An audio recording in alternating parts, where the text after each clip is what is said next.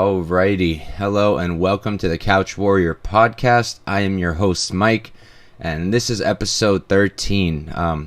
Sorry in advance for my cat. She's gonna be meowing for my attention in a little bit, so just gonna have to get through that. So last week was wild. We'll recap that real quick. Probably one of the craziest fight nights I've experienced, not in a good way. And then we'll go over this card. It's a pretty fire card, I would say. Fire! Oh my god, I'm out of my mind. I mean garbage card. It's a pretty garbage card, I would say, but it's not as bad as next week's, which is somehow even worse. But luckily, we got a bunch of fights this week, not just UFC. We've got Bellator twice. We've got PFL. We've got LFA. I will be posting bets for pretty much all of those. I won't be doing a video for any of them. I'll maybe run through the PFL ones at the end of this.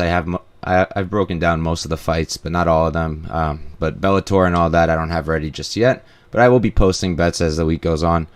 And yeah, alright, so let's recap last week real quick, and then we'll get into it. What's up, Kiarix? Yeah, I mean, I can't with this fight. It's going to be such a weird one to break down. I was laughing that this is what my life has come to. Breaking down Dean Barry versus Mike Jackson. Ridiculous. It's crazy because me and Mike Jackson have the same amount of pro MMA wins. Alright. Last week. Okay, yeah, last week was crazy. So on straight picks last week, we lost 5 units.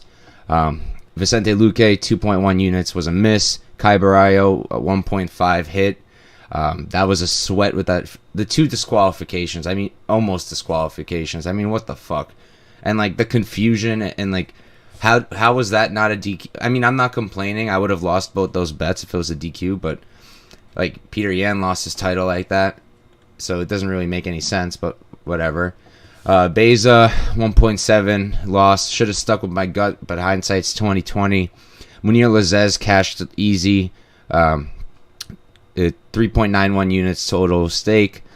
Jesse Ronson, that was a terrible fucking bet on my part. I apologize for that one. 1 unit loss. Martin Budai, we hit 5 units. That was good. He won easy. I mean, it went exactly how I thought it would go. Up against the fence with just tons and tons of knees and stuff. I mean, Chris Barnett at one point said his rib was broken or something. It was so. It's like you could also tell that he was for sure like juicing that knee. I mean, like, yeah, I get it. The knee sucks, but like the second he found out he wasn't getting the DQ loss, he was like, "Let me fight. Like, come on, bro. Let's see. Ogden versus Jordan Levitt. Personally, I thought Ogden won that fight, but to be honest, should be making it more of a clear victory against someone like Levitt. The dude literally doesn't throw strikes. It's ridiculous. Estelle Nunes losing to Sam Hughes lost me 3.5 units.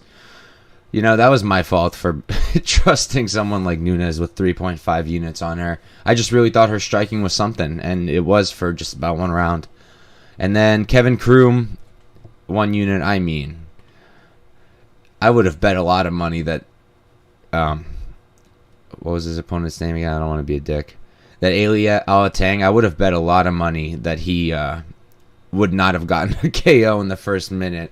But that's what happened. He got a KO and we lost that 1 unit. But that's all right. And then, you know, we had a bunch of parlays that went okay. One play that actually really saved us. Well, that and the round robin helped a lot. I did a round robin with Budai, Kianzad, Sabatini, Lazez, Ogden, and Bueno Silva. And they all hit except for Ogden, which was good for our round robin. And then our savior was, where is it? There it is. Devin Clark, TKO round 3. I hit for plus 2,300, 0.1 units to win 2.3 units. That's why if you ever look at my Bet MMA account, I've always got plays like that because they're low risk and high reward. If Clark didn't get that KO, I would have lost 0.1 units. And my night would have been significantly worse. But Clark did get it, and it saved my night, and I only risked 0.1 units on it. So that was cool. And yeah, that's pretty much it for that. And yeah, we'll go into this week. I'll talk about the bets as we get there, and let's see what happens. So cheers, as usual. Started with the drink.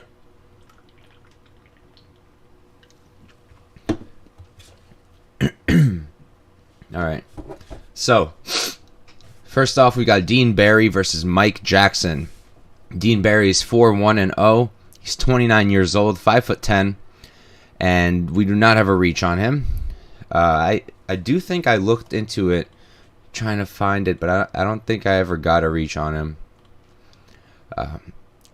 I bet if I pulled up a video of him on Fight Pass or some shit from Titan FC, it would probably have it.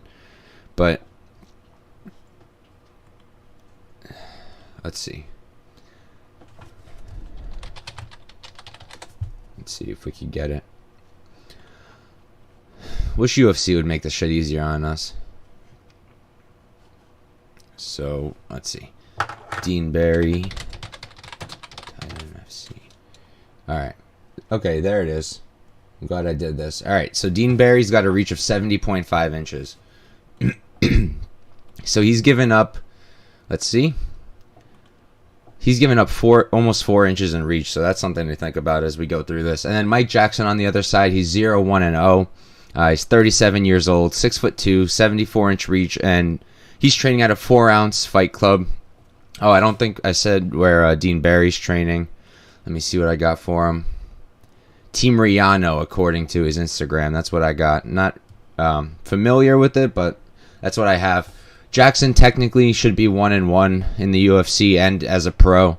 He did beat CM Punk. I think he popped for weed, which is absurd to me. I go on this rant every time somebody with the weed popping comes up because it's the most ridiculous thing ever to me. I mean, weed would make you a worse fighter, not a better one. I'm not sure why you would take someone's W for it. If anything, give them something extra. But yeah, so this one's... First of all, Dean Barry shouldn't be a minus 1,500 on any planet. Don't parlay that. I'm a square and I parlayed him at minus 900, but I'm going to be hedging the fuck out of that. But we'll talk about that in a second. So, in terms of, fighting, I guess we could start with the actual fighter, Dean Barry. He's at least been fighting actively. He had a fight in 2021. He had a fight in 2020. I'll pull it up right now. I'll pull up his opponents, but I know that he has terrible wrestling.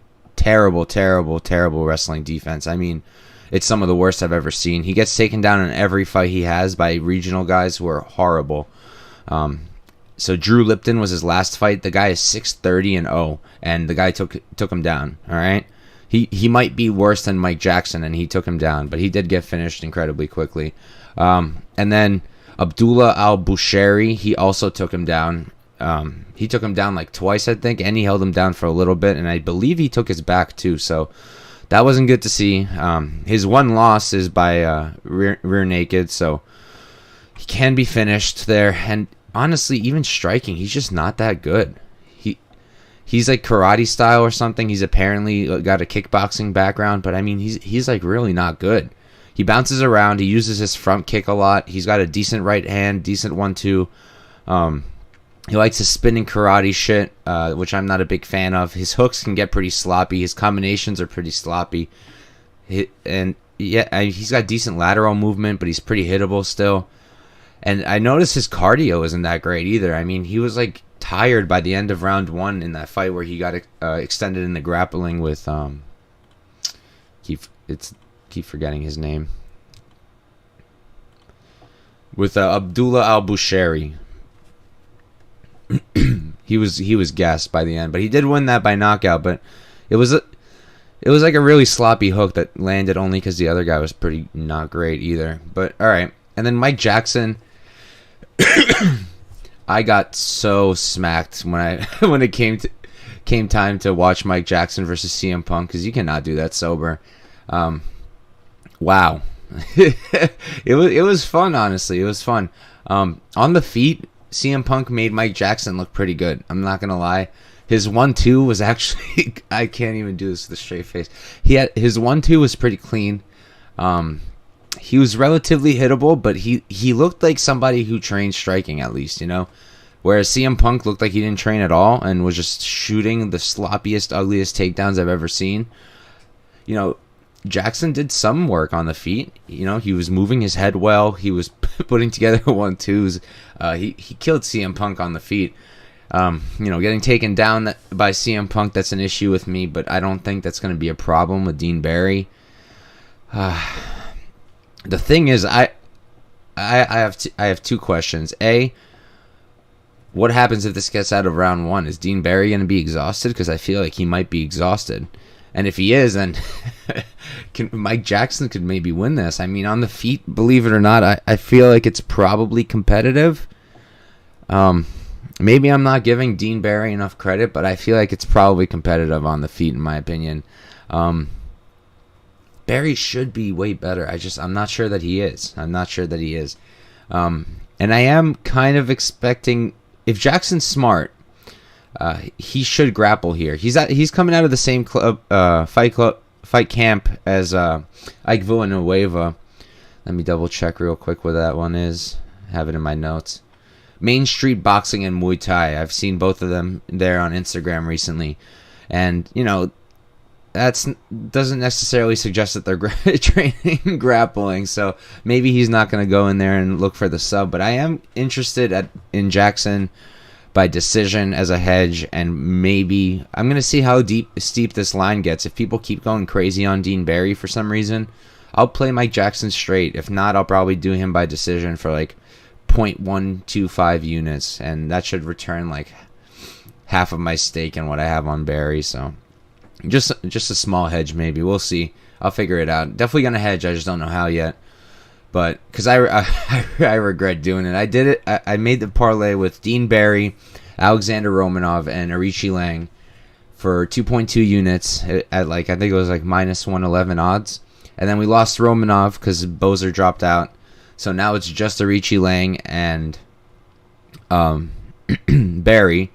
So yeah, it's like a high risk, low reward parlay, and I'm sick to my stomach that's what I'm left with.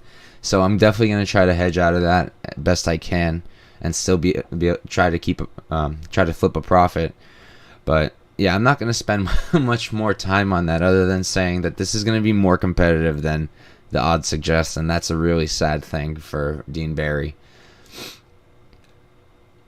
Fun story time. I've told this story before, but if anyone's curious of how Mike Jackson got into the UFC, it's because he's boys with Sean Shelby from the Fury FC days. I believe Sean Shelby used to work there as a VP or president or something, CEO. I don't know, some big shot up in Fury FC, and Mike Jackson does the video or like media stuff over there. So that's how he knew him. And I guess when CM Punk needed a terrible opponent, he suggested the guy from Fury FC. So, all right. So this next fight, we got Marcin Prachnio versus Philipe Lins.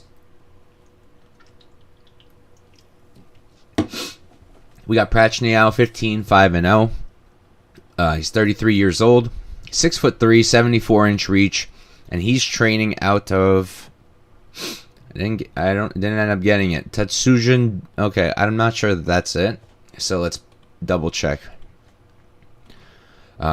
Philipe Lins trains at American Top Team, so that's on his side, and he's normally a heavyweight coming down to light heavyweight. So that's another thing to think about.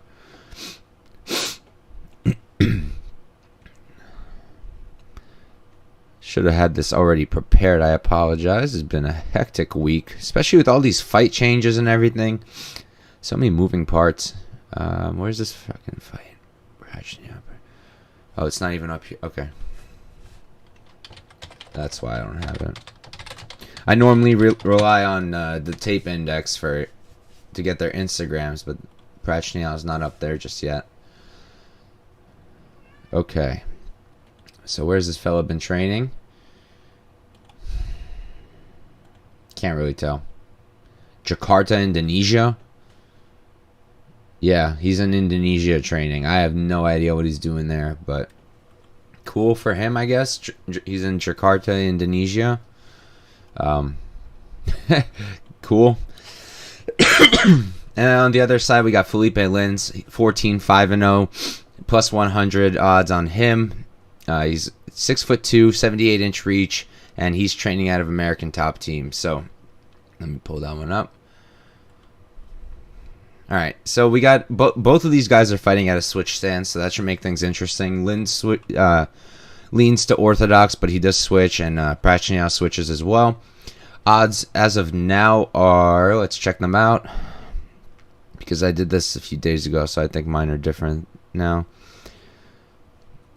All right, so BetOnline has Marcin Prachnio at -117, and Philipe Lins is at -103. But you can get him for +100 still, and that's the bet I have, but I'll talk about that soon. So, first thing to note, Philipe Lins has given up 1 inch in height, but he has 4 inches in reach, which I think is going to be important here.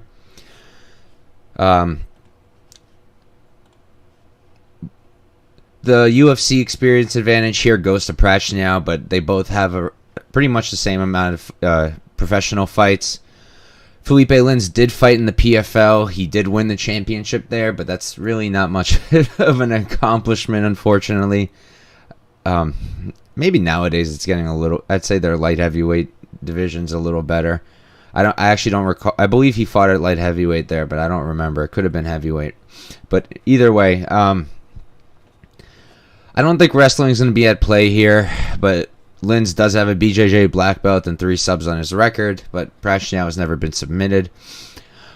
I really think this is going to be a striking fight, and that's why I do have Lins here. First off, that 4-inch reach advantage is going to do wonders in a striking battle between these two.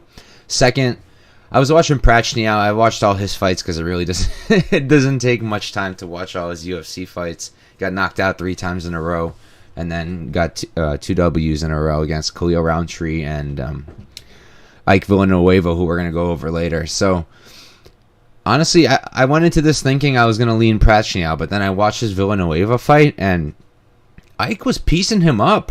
Ike hurt him multiple times. Ike had him against the fence. Ike had him ducking his head and swinging without looking. I mean, Ike had him hurt, and that's not a good thing. Ike has good boxing, but he's very one-dimensional. We'll talk about him later for his fight, but he doesn't give any looks. You know it's just hands, and Prachnio had a hard time dealing with it. And he finished the fight in round 2, but not even by striking Ike in the face, by hitting him in the body. So that didn't inspire a lot of confidence in me. And then, honestly, I felt that Khalil could have finished him too. He gets hurt in pretty much every single fight. He's been knocked out by Sam Alvey, Mike Slow Rodriguez, Magomed Ankalaev. That's forgivable, so I'm not really going to bring that up. But I feel like he's too sloppy. He's pretty damn hittable. He ducks his head down when he swings his punches, which is like a huge mistake. You're leaving yourself with no defense. You're just overreaching completely. Not a good look. And I think Lins is a little bit underrated, to be honest. We give him a ton of hate because he never shows up.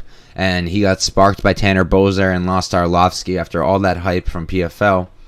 And honestly, I think his striking's pretty damn good, actually. I like his striking a lot. I think his jab is good. I think his combinations are good. I think that he sits into his jab really well. I think he's got a good 1-2. He's got very fast hands, and he's got a great hook. He does need to move his head a little more, but I still think he's got the better striking defense here than does Marcin Prachnio. Lins puts forward a decent forward pressure, and I feel like he should be able to break Prachnio over a few rounds. Honestly, I do think he KOs him. I don't see a reason to bet that, though. At +100, I'm happy to just take Lins. Maybe I'll look at round 3 or something of that sort, see what I can get for a juicy prop. But I like Philipe Lins' money line for 2 units. +100 sounds good to me. I think he's better on the feet. I don't think this goes to the ground. And if it does, I think that I'm not even sure who takes it there. Prachnio takes it there, I guess. But then I think Lins will get up. Yeah, I think this is going to be on the feet for as long as it lasts. And it might not last long. I'm curious what the fight doesn't go is on this. -215. I would have set it higher, honestly. I would have thought like -300 or something. But yeah, so my pick is Philipe Lins there. I think it's going to be a striking fight, and I think that in a striking battle, Philipe Lins is the better guy. Alright, this next one's pretty good. We got Aoriqileng. I hope I'm saying that right. I'm trying to do what the broadcast did, because I feel like with a lot of the Chinese fighters, no one really knows the placement of their names other than them and their fellow countrymen who know better. I always mess it up. I feel like Weili Zhang has like 2 different ways to say it, and I constantly feel like I'm saying their names backwards, and I feel bad, but I'm going to go with Aoriqileng because that's what the broadcast team was saying. And on the other side, we got Cameron Elsay. So Aoriqileng is 20-11-0. He's 28 years old, 5'7". He's got a 69.5-inch reach, and he's training at a 10th Planet Jiu-Jitsu right now over in Vegas. And Cameron Elsay on the other side is 10-5-0. He is 30 years old. He's 5'9", and he's got a 71-inch reach. So he's got 2 inches of height, and he's got just about 1.5 inches of reach. And he is training at a Syndicate MMA. So this one's interesting. Elsay's only been in the UFC for one other fight. He fought on Fight Island. I think it was 2020 against Kyler Phillips, a guy who I am a huge fan of. I think Kyler's so good. He messed up in that Paiva fight and hurt his own trajectory a little bit, but he'll come back. So that was a tough debut for Cameron Elsay, honestly. So I can't even blame him. And I went into this fight curious about possibly taking him as a dog because he did good work on the regional scene. He has a submission win over Paddy the Baddie back in the day.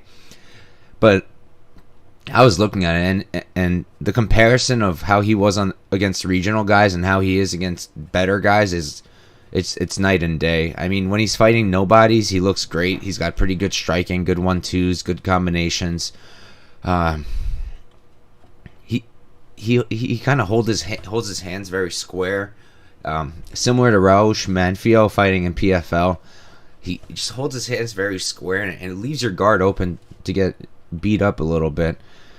Pulling up his wins from before the UFC. So, you know, he's beating guys who are 0-1-0, 3-14, and when he fights any kind of winning record, he's losing. Damo Whedon 9-7-0 in 2017 beat him. Ed Arthur 6-1-0 in 2016, but those are all a while ago. So he does have that going for him. It's just he's beating nobodies.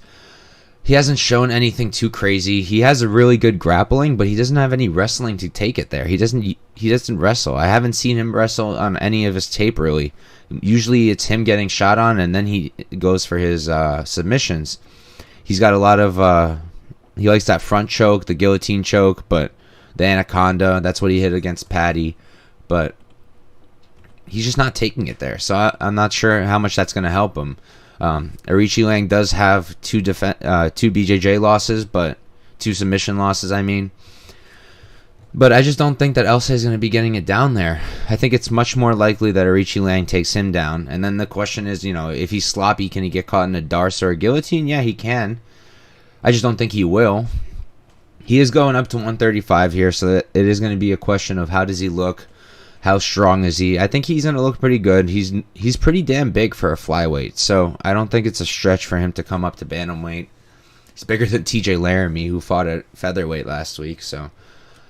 And I feel like Aoriqileng is just better everywhere. We've seen him in 2 pretty close fights so far. He had his Cody Durden fight that I thought he won. And Durden fucking racist. That was a mess. If you haven't heard it, Durden in his post-fight victory speech said he wanted to send him back to China. So I was really hyped when Makhachev fucked up Durden. That was cool. But then before that, he had a war with... Jeff Molina. I think it was UFC 261 when fans first finally came back, and the stadium was just charged up, and we had war after war. I remember we had another girl, a woman from China, I forget her name, fighting Ariane Carnelosi, and that was a war too. And Aoriqileng, he brought it to Molina, who's very talented himself. He won round 1 in my opinion. He's got intense forward pressure. He cuts the cage very well. He's got good striking. He puts together good combinations. He's got a good, strong jab. Overall, good power, and you can really tell when he's striking. You could see it. He's a bit flat-footed, but I'm not sure how much that's going to matter with a grappler like Elsay. Elsay has decent striking, but not when he's in the UFC, really. A lot of overhand rights, a lot of ducking his head, similar to Marcin Prachnio. It's just not much to like about Elsay at this level, I feel like.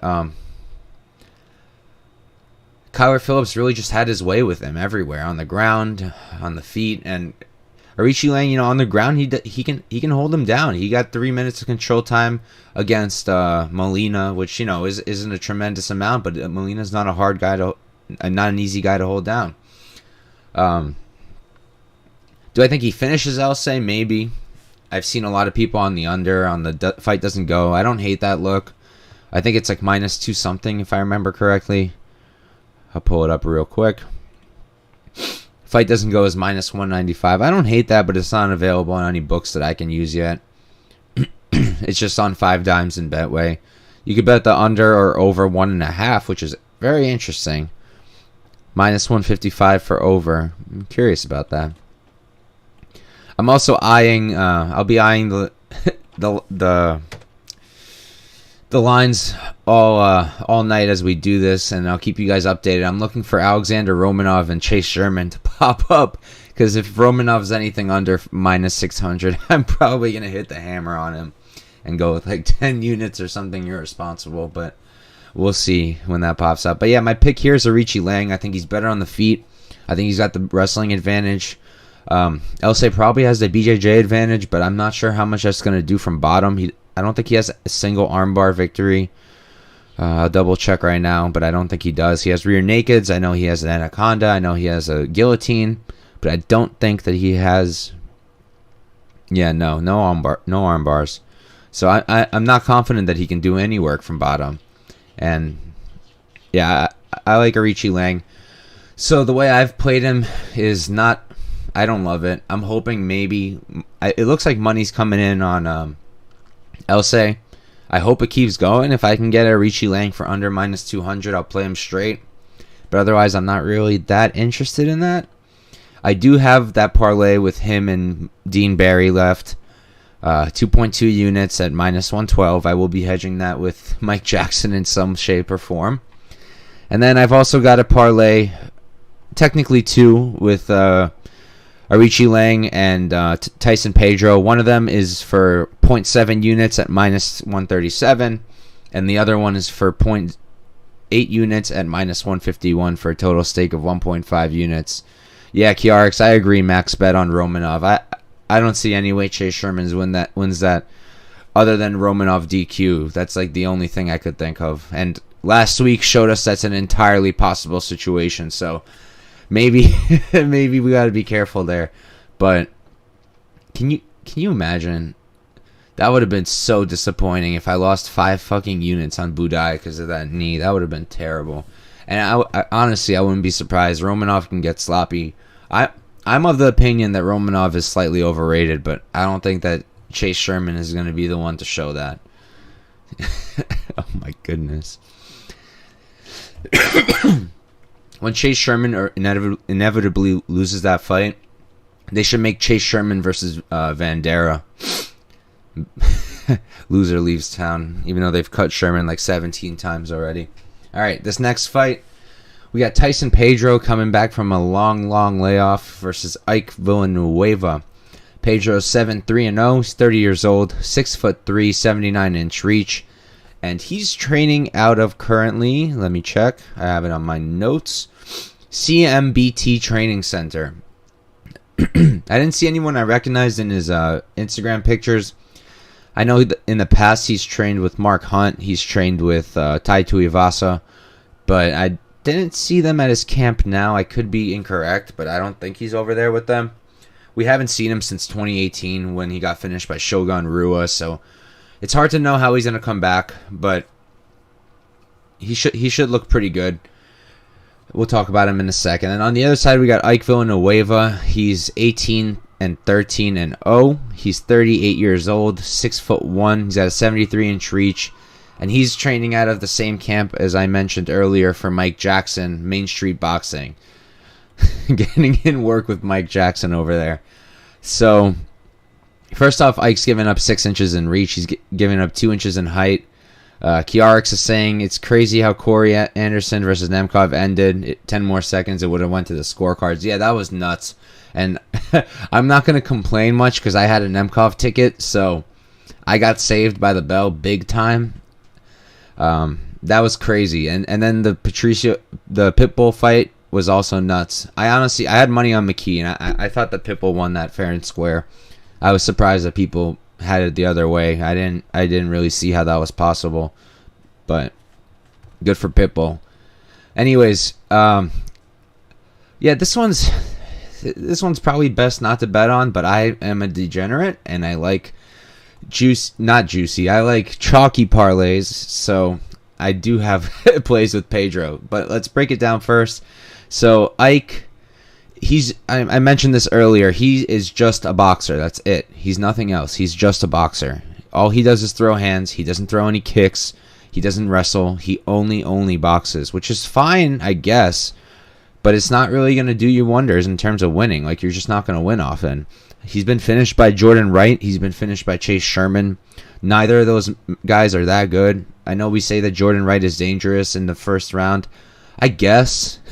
I guess because he's athletic. But is he really that dangerous? We'll talk about him later. Villanueva has shown decent work. He pieced up Marcin Prachnio. He's got good cage work. He cuts off the cage well. He makes it small for his opponent so he can land. He has that win over the horrible Vinicius Moreira, I believe is his name. I just feel like Ike is too one-dimensional, and he's giving up literally 6 inches in reach here and 2 inches in height. So he's going to have a really difficult time closing the distance on Pedro. And I think that Pedro's got really good striking himself. The guy's got a good 1-2. He keeps his punches straight, which is, in my opinion, is one of the most important things you can do.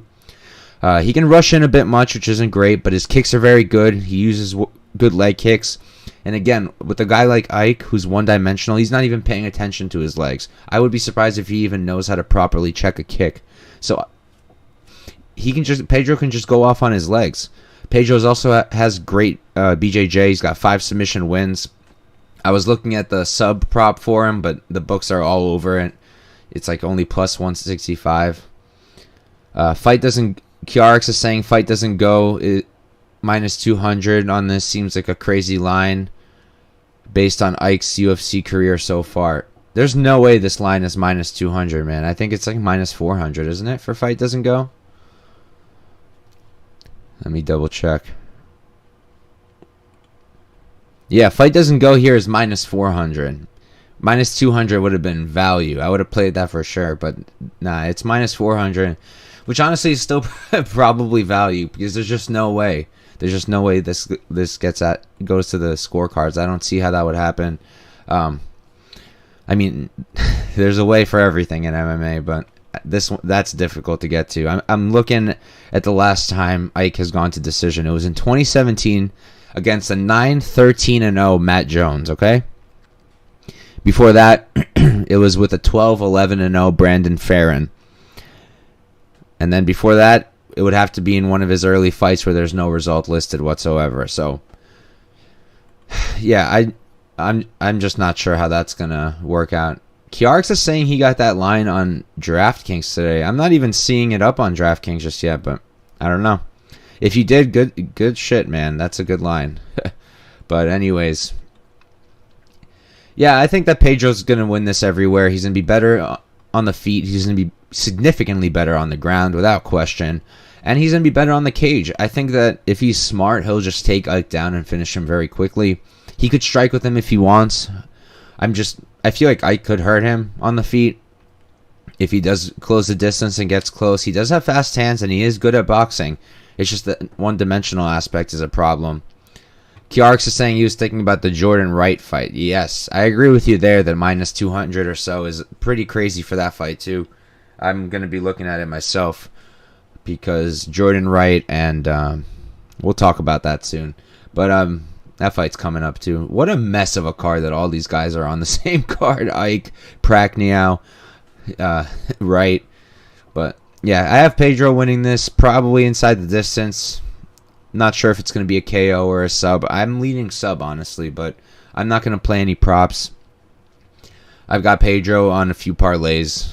I'll read them off. I got Pedro Kape for a half unit, Pedro Andrade for a half unit, And then Pedro and Aoriqileng for 1.5 units total. And I don't think I'm going to play him any more than that, even though I do think he wins this fairly easy. It's hard to go crazy on a guy who hasn't fought since 2018. And I am kind of interested in an Ike by round 1 KO hedge. If he does win this, I think it's by a lucky KO in round 1 by catching Pedro off guard. The odds for that right now are, excuse me, Ike by KO in round 1. You can get it for 1,000 and plus 1,050 on Bet Online.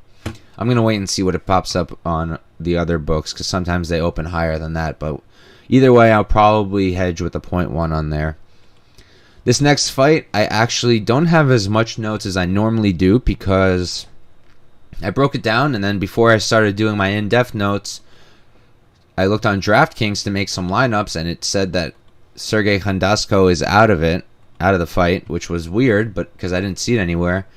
And now it's reported that he's still fighting, so I don't know what's wrong with DraftKings, but an intern will probably get fired.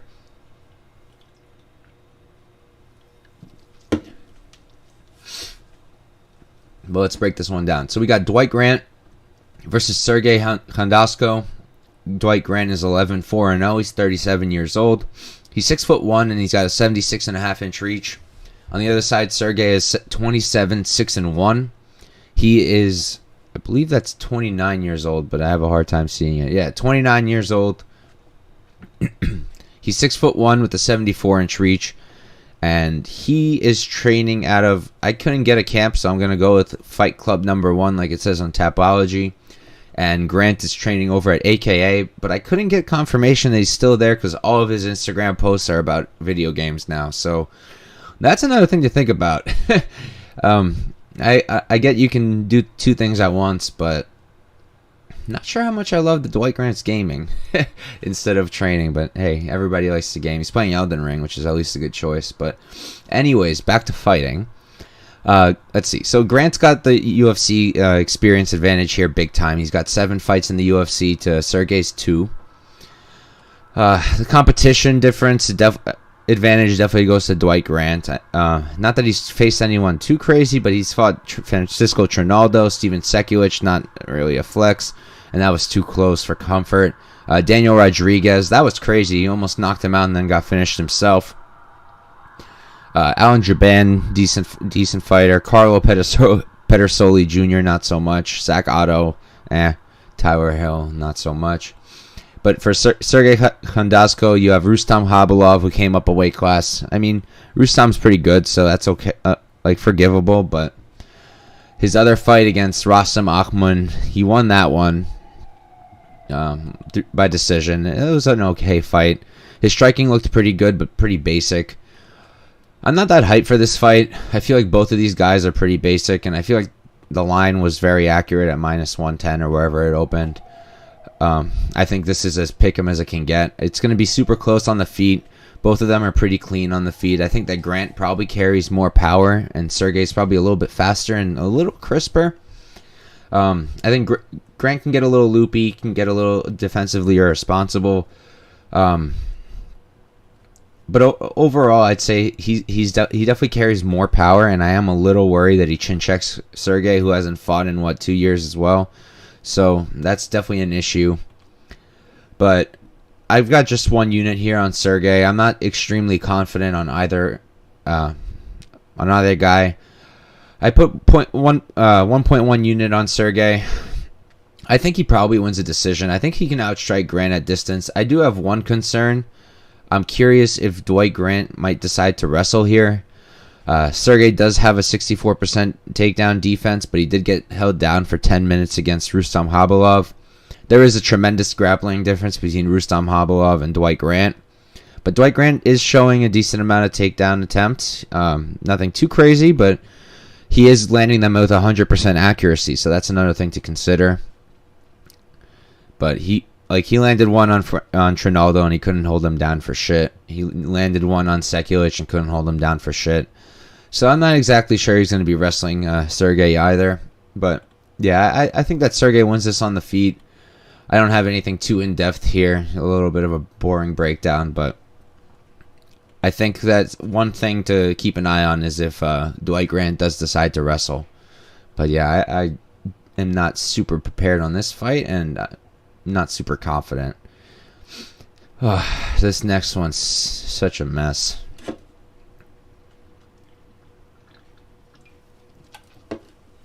All right. Here we got Jourdain Wright versus Marc-Andre Barriault. Jourdain Wright is 12-2-0. He's 30 years old. 6'2" with a 77-inch reach. And he is still training at Dynamics MMA, I believe. I think that topology is correct there. And then Marc-Andre Barriault on the other side. He is 13-5-0. 32 years old, 6'1" with a 73-inch reach, training out of, he's at Sanford MMA, probably my favorite camp right now. If you've listened to my show before, you know I'm a really big fan of Sanford. They got really good striking over there. They train really well with the grappling. They've been putting out a lot of good products. I think very highly of that gym, and I like when fighters go there for a little bit of a change up in their training. So Jourdain Wright has a 4-inch reach advantage here and a 1 inch in height. Kiarix is saying the line flipped on this fight. Did Jourdain Wright open as a favorite? That would be stupid on the bookie's parts. Nah, he opened as the underdog, and he still is. Unless you're talking about a different fight, Kiarix. Unless you're talking about Grant and Sergey. The line did flip there. But for here, Jourdain Wright did open as the dog, and he's still the dog. A little bit of money came in on him, and then now he's coming back up a little bit. Money's coming back on Marc-Andre. Excuse me. Jourdain Wright is the definition of a kill or be killed fighter. I want to go through his record with you guys. I mean, it's too good. He's never been to a decision, and he's been out of round one time, and that was round 2. Gonna pull it up real quick. Excuse me. So Bruno Silva, round 1, he lost under 2 minutes. Jamie Pickett finished him in just over 1 minute. Joaquin Buckley finished him in round 2 in under 20 seconds in round 2. Jourdain Wright beat Ike in 1.5 minutes. He beat Gabriel Checo in just over 5 minutes in LFA back in 2020. And on the Contender Series, Anthony Hernandez knocked him out in under a minute. He did. It is a no contest because Hernandez popped for weed, but like I said before, I'm not counting that shit. So we're going to count that as a loss for Wright. Wright is do or die. Literally as do or die as it gets. He's either going to finish the guy in front of him or he's going to get finished himself. Now, my question is how that's going to look against a guy like Marc-Andre Barriault, who doesn't carry crazy power.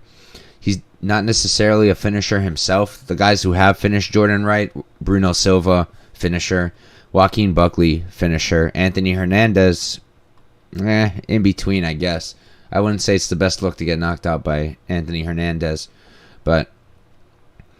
And the guys he's beating, it's pretty shitty competition. Villanueva and Pickett. And to be completely honest, I think that the Pickett fight could have gone very differently if Pickett didn't have some of the worst fight IQ in the UFC. I mean, sometimes it's like Pickett's trying to see how stupid he could be in the octagon. The guy's got some of the best frame you can have as a fighter. Such good length, such good physique, and he doesn't even have a jab. So I'm not going to give that much credit to Wright for knocking out Pickett with some elbows. I mean, Pickett's just a dummy in the octagon sometimes. That said, Jourdain Wright's got some good kicks. He uses a lot of them. He mixes up that body head kick. He's got a decent 1-2. He's got a little bit of a karate style, but I wouldn't really call it karate. Just kind of the stance, the way he stands. He carries good power, and he uses lots of knees in the clinch, and that's where he's found a lot of success. He low-key has 5 submission wins, which makes me wonder if that could maybe be live here, but Mark has never been submitted in his in his 18 fights, so I wouldn't hold my breath there. And then Mark on the other side, he's he's kind of the opposite of a finisher. He's in the UFC. I think he has one finish against. No, he's got 2 finishes. He's got that finish over Oscar Pichota, and he has the finish over Abu Azaitar, and he got the decision win over Dalcha, and he got smoked by Chidi in 1 round. Now, Chidi and Jourdain Wright have like nothing in common, but they have 2 things in common: their length / size and their power. Jourdain Wright's got that power and he's got that size. So, look, I don't really want to bet this because I think that Jourdain can spark him in round 1, but if it goes outside of that, Marc wins. I was looking for a way to bet Marc. I was thinking maybe parlay him with Pedro, maybe just play him straight at -165. But I just don't want to. I don't think that highly of him. I feel like his striking is very basic. He's got a good right hand, but Marc misses a lot. He's got pretty solid dirty boxing. I do like that. And we've seen people... Buckley found a good amount of success with Wright in dirty boxing. That's where he hurt him. So that could be helpful. And he's got good work in the clinch as well. But I don't know if you want to be in the clinch with a guy like Wright, who's just going to be throwing nonstop knees at your body, at your head. So not sure he wants to be in the clinch. Wrestling could help here for Marc-Andre Barriault, but I'm not sure that he is really going to do it. He's not much of a wrestler at all. I think his takedown attempts, it's like under 3 of them.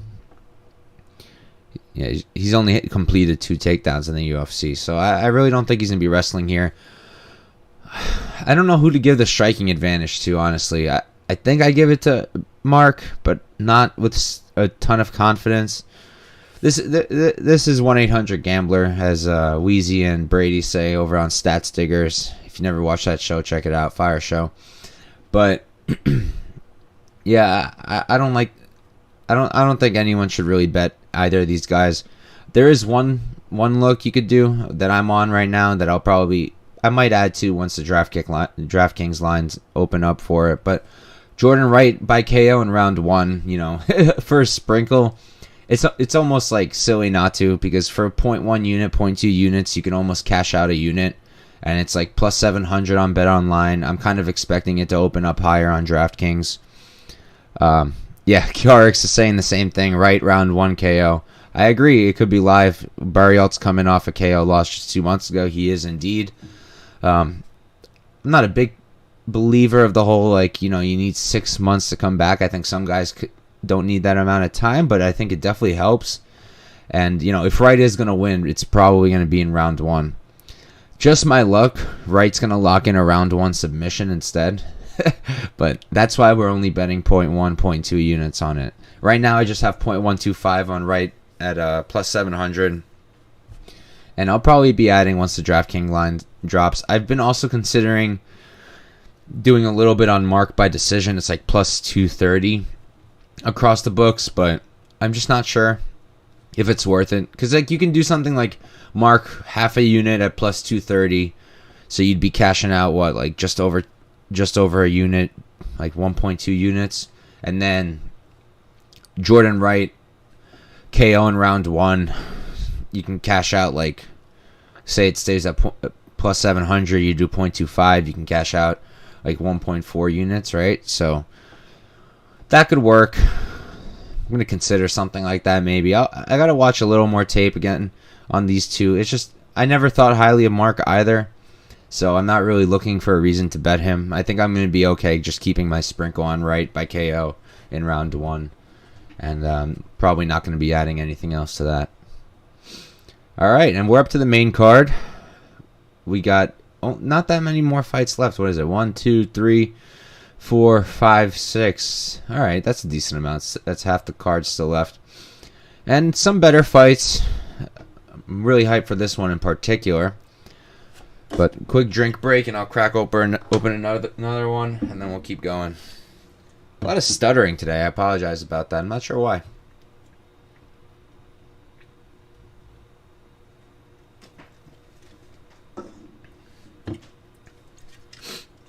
Still working on not saying all the time. I say 20,000 times per stream.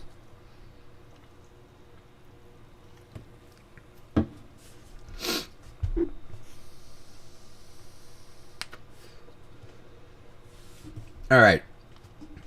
So we got Charles Jourdain versus Lando Vannata. Charles Jourdain is 12-4-1. He's 26 years old. He's 5'9" with a 69-inch reach. And he's training out of, not Academy Pro Star. He's training out of, let's pull him up. Where is he? It appears he's training at Brazilian Top Team right now, which I thought was a little bit funky because I don't think he's Brazilian. But good for him. Seems like a good camp. Maybe he's trying to work on his grappling. He had that Ilia Topuria fight lined up on short notice. Maybe that made him think about becoming a better grappler so he can compete at the top of the division. And that's not a bad idea at all. So if that's why he went there, good for him. Kiarix never heard Chael Sonnen say, I'm not sure. Never really listened for it. Has he? Are you being sarcastic? I don't know. Anyways, we got Charles Jourdain versus Lando Vannata, right? I just went over Charles. And did I? All right, I'm going to do it one more time. 12-4-1. 26 years old, 5'9", 69-inch reach, training at a Brazilian Top Team. Lando Vannata on the other side, he's 12-5-2, 30 years old, 5'9", 71-inch reach, and he is training at, Tapology has it right, Jackson's MMA. There it is again. So, this one I think experience is going to mean a lot, and a big issue here with Jourdain is that he's a little unreliable. You never know which Charles Jourdain is going to show up. Are you going to get the Warrior, or are you going to get the guy who's half asleep? When he shows up as the Warrior, I mean, it's hard to stand in front of him. But when he shows up half asleep, it's not really that good of an idea to have money on him. But you can't know until the fight starts. So Jourdain's literally been rotating on losses and wins, and he has a draw mix in there. So his last fight was against Andre Ewell. The first round was actually pretty close there, closer than I remembered, and then he ended up popping off on Ewell. He had that cool Spartan kick that was all over the place. And then the fight before that, he got Darce choked by Julian Erosa. You know, I mean, it's not the worst thing. Erosa's good. I like Erosa. I bet on him often, but Erosa's not necessarily a huge sub-threat either, so that's not the best look. Marcelo Rojo, that was an awesome fight. But again, that was too close. It shouldn't have been that close. Marcelo Rojo was on short notice. He's making his UFC debut. And it was close until like the third round when Jourdain's like, I'm going to finish him. I want to be champion. And he finished him. That was sick. Then he had that Josh Kulabau draw, which was just atrocious. I had money on Jourdain, and I was like, what the fuck? I thought he was going to lose for a sec. And then the Andre Fili fight.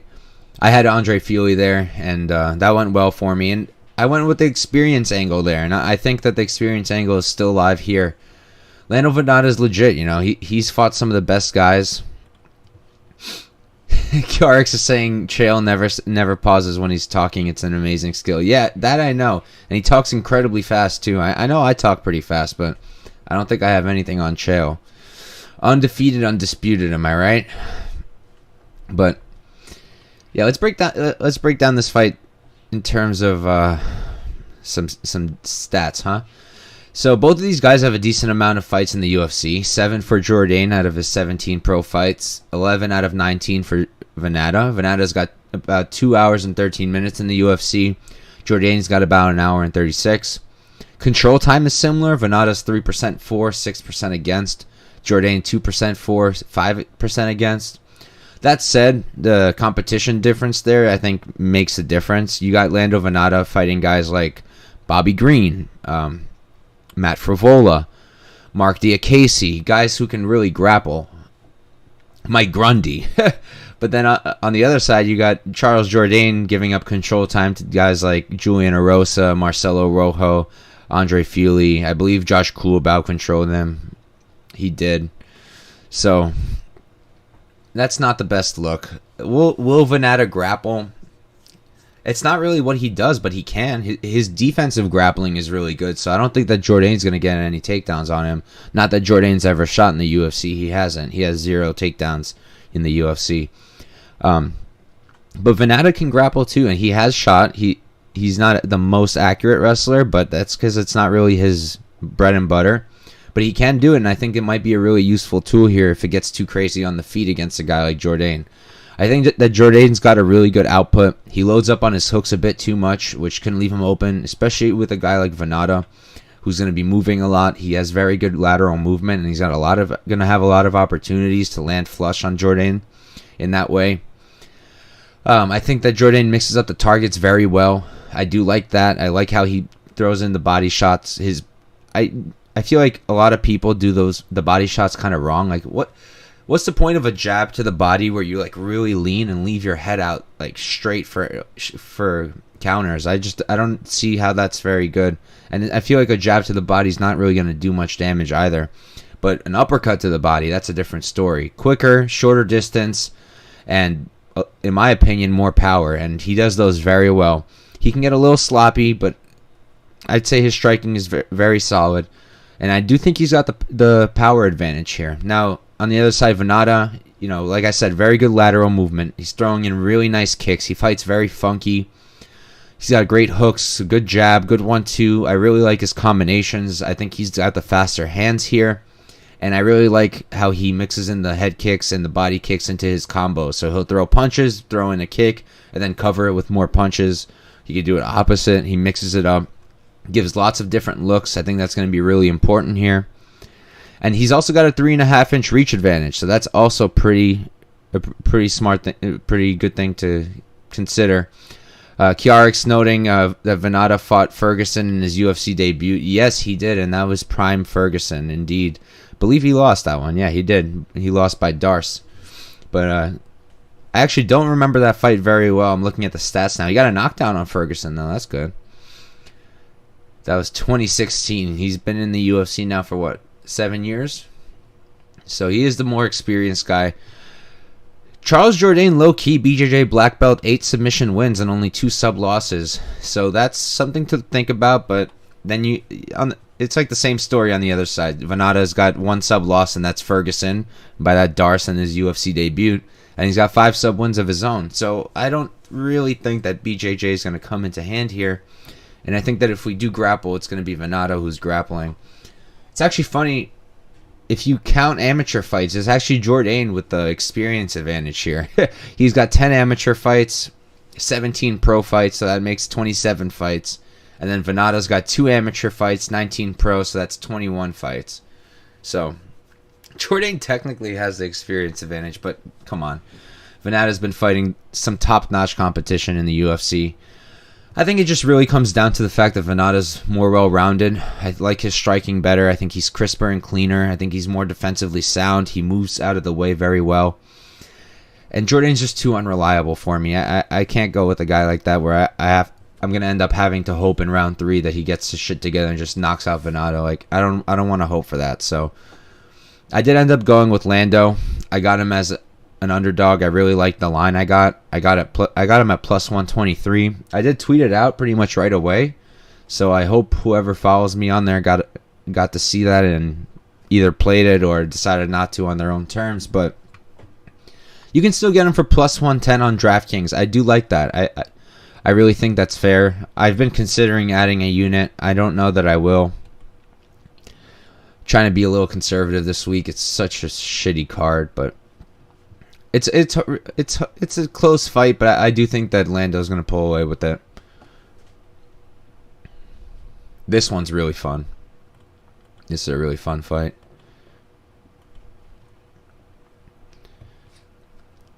All right. And then what do we got after? We got 1, 2, 3. All right.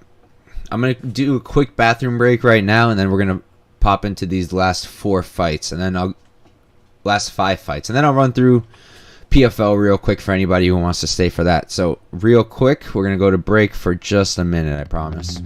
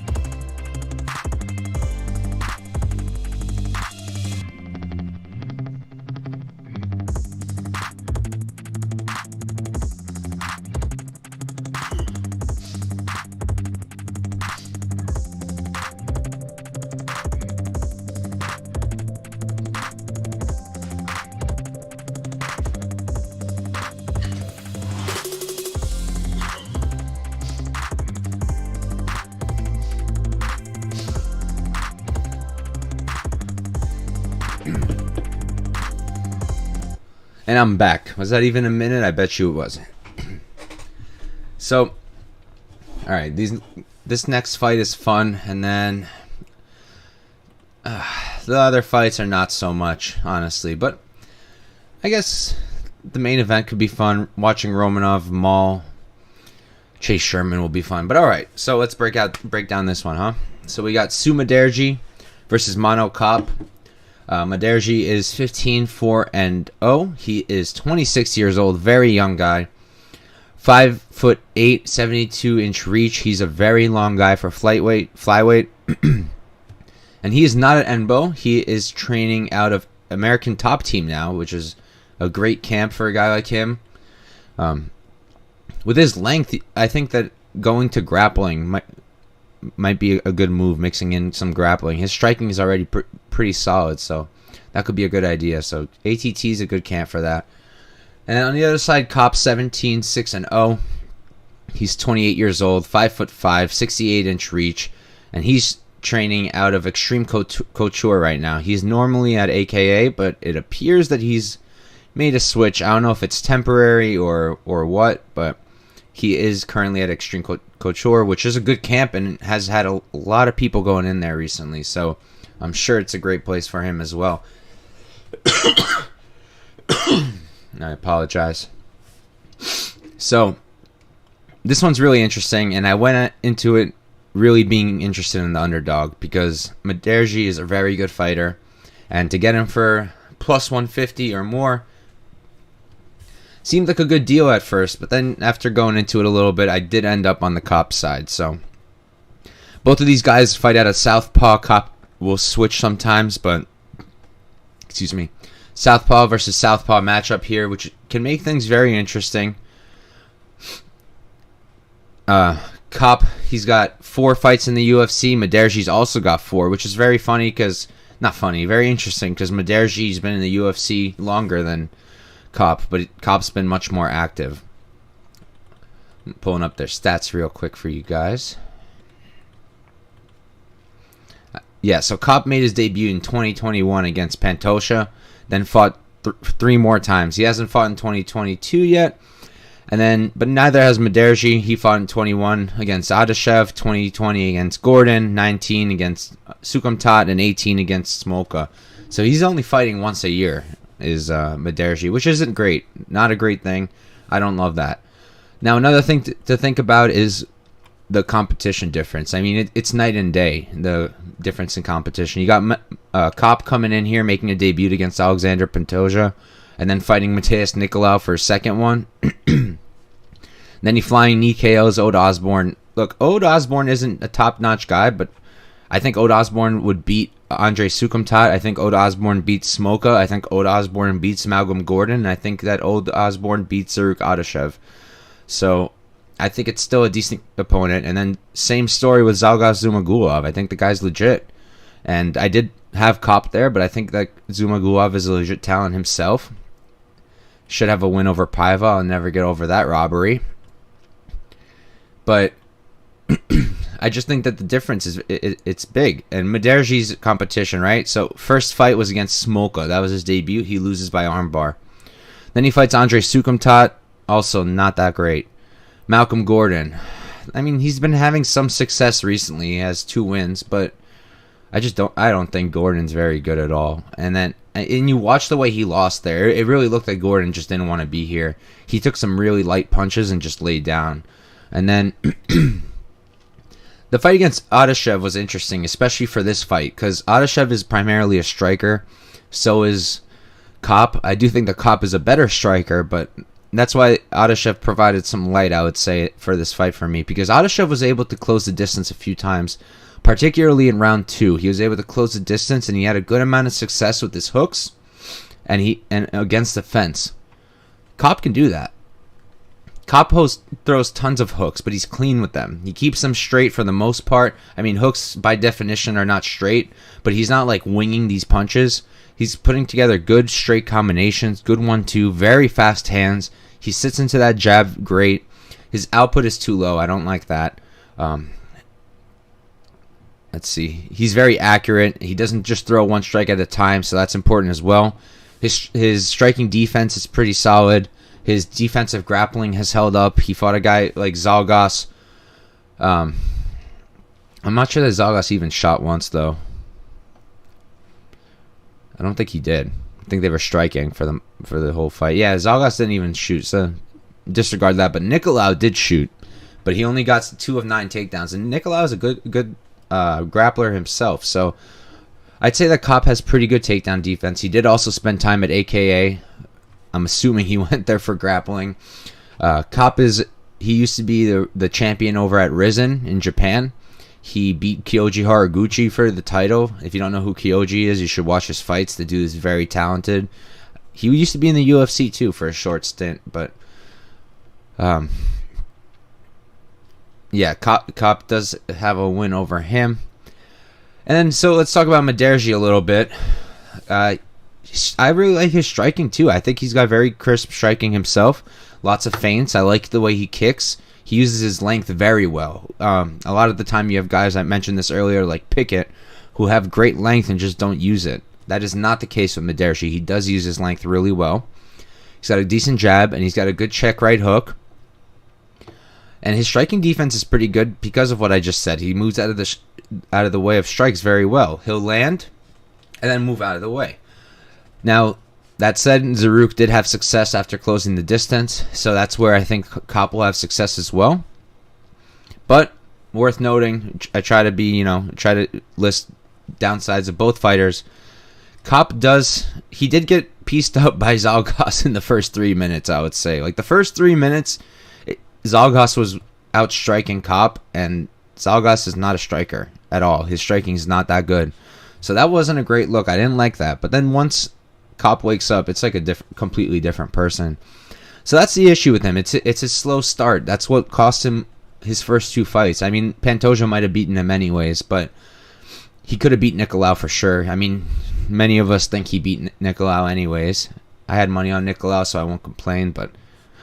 And then, he beat Osborne and Zalgas by KO, so there's no denying those. Look, I think that Kape has I think he's got the speed advantage in his hands. I think he's got the strength advantage. Mudaerji's got the reach. Mudaerji's got the height. Mudaerji's got the lateral movement. He's younger. And I'd say he's got the better striking defense. But I just feel like Kape is going to hit him hard. He's going to give him something that he hasn't really faced in the UFC yet. Like, Mudaerji hasn't fought anybody like Kape, anybody who's really tested his chin, who's really tested his heart. Like, he just hasn't had that yet. So, personally, I liked Kape at this line. I think it's a little steep at minus 175. That's where I saw it last. He's actually even steeper now, minus 180. Best you can get is minus 170 on FanDuel. Come back on Mudaerji at plus 160. If you're looking for a dog and you're not convinced on Kape, plus 160 for Mudaerji, I don't hate it, but I'm not going to condone it when I have money on Kape. I have 1.5 units on Kape at minus 162, and then I have Kape parlayed. Or did I not do that? I think I might not have done that. No, I did. I have Kape parlayed with Tyson Pedro for minus 107 for another half unit. So a total stake of 2 units. I didn't want to go any deeper than that because I do think Mudaerji's live. I think he's talented, and I think he can win. I just think that it's more likely that Kape does. This one, I placed a bet, and now I'm doubting myself so much about it. We'll see if I hedge out or not. I probably won't, but all right, so quick nicotine break to get me through this shit.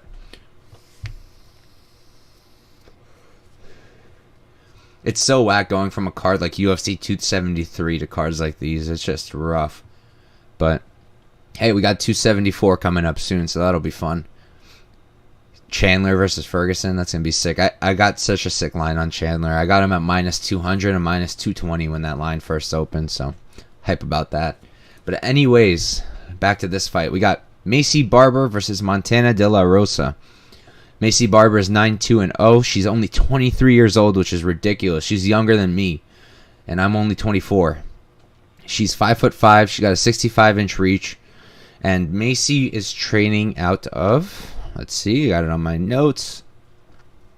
Maycee's training out of Rufus Sport, as far as I could tell. And then De La Rosa on the other side, 12-6-1. She's 27 years old, young herself, 5'7", so she got a 2-inch height advantage. 68-inch reach, she got a 3-inch reach advantage. And she's training out of a fantastic camp, Elevation Fight Team. She is training with a former opponent of Barber, JJ Aldrich, so that's another thing to think about. KRX is saying, I hope Chandler versus Ferguson isn't a sad fight like recent Tony fights. You know, I was thinking about this the other day, and I don't think it's going to be. Because think about it this way. Who's Ferguson lost to in his last two? In last three? So he got grapple fucked in his last two against Charles and Dariush. Chandler's not going to do either of those. He's not going to sub him. He's not going to give him sub threats, so that's not going to happen. And then Gaethje fucked him up on the feet, but Gaethje fucked up Chandler on the feet too. So is it going to be close? It could be. I think that Ferguson's old and a little washed and a little crazy, but who knows? Who knows? I'm not going to be running to add more units at minus 350. I'll tell you that. I'm very happy with the line I got, but I'm going to need to rewatch the tape before I condone anyone betting that line at what it is now. But we'll get there when it's time. Excuse me. So, for this fight, I mean, this is pretty clear striker versus grappler, right? You got De La Rosa, who's a very good grappler. She doesn't have like a college base or anything, but she did wrestle in high school. I believe she was an All-American in high school, but I could be incorrect there. I forget where I got that from, and I wasn't able to substantiate it after looking into it again. But get this, she's got 17% control time for, 4% against, and that's in 8 fights in the UFC. That's a good sample size and a very good number. And on the other side, Barber in 7 UFC fights, she's 8% control time for, 13% against. So it's something to consider. Barber's got a 66% takedown defense, which is pretty good, and she's fought decent wrestling competition, but I don't think she's fought anyone like De La Rosa. The closest I could think of looking at her record right now is maybe Jillian Robertson. JJ Aldrich isn't really much of a wrestler, and Barber fucked her up. Maverick won that fight. That was an absolute robbery. Absolute robbery. I had money on Maverick, and she won that fight clear as day. But what can you do? Just pulled up the control time, though. Maycee did outcontrol Maverick by a minute, if that really means anything to anybody. But yeah, this is really going to come down to, in my opinion, who's going to be able to enforce their game, right? So if De La Rosa can get her grappling going, I think it's going to be very difficult for Barber. Barber is decent at get-ups, but she can get stuck on bottom a little bit. She has been controlled. Like I said, 13% control time against, only 8% for. But she can wrestle as well. She's decent at wrestling. We've seen her get her own takedowns, and she doesn't seem like a fish out of water when it comes to grappling. And I'd say her striking's much better. She got the better output, better combinations, very good power. You can see it when she lands. Good jab. She'll mix in elbows. She loops her shots a bit too much for me, but so does Montana De La Rosa. It's not like De La Rosa is going to be throwing 1-2s down the pipe. That's not really her thing. She will mix it in a few strikes. She's decent at it, but nothing incredible. I think that on the feet, Barber will be better. I just think the grappling's going to be an issue for Barber. I think it's going to be something to look at and something to consider. I was very worried about it going into this fight. But, look, I think that Barber should be able to keep it up. And if she does, I mean, I think she's just much, much better on the feet than De La Rosa. And I think she pieces her up. Does she finish her? Probably not. De La Rosa hasn't been KO'd in the UFC. Has she been KO'd ever even? I'm not sure. I know she used to get she used to get underrated quite a bit because her husband was also a UFC fighter, and he kind of sucked and then got cut. I think his name was Marc De La Rosa. I don't remember. But he's not very good. Yeah, so Montana has been finished in the past. Cynthia Calvillo finished her with punches in 2017. And that's the only TKO loss she has. So, but yeah, I think that Barber wins this on the feet. I think Montana wins it on the ground. I ended up going with Barber here, but I am not confident one bit. I have just 1.88 units on Barber. Money line, I got her at like minus 180, minus 188, I think. Let me double check. I got minus 188, and that's it, though. I'm not going to add anything more to that. As it is, I'm a little worried, but I think she should be able to win. Aoriqileng saw a crazy stat. 18 of 21 WMMA fights have gone to decision this year with only one KO finish. Is that true? Who was the KO finish? I don't even remember.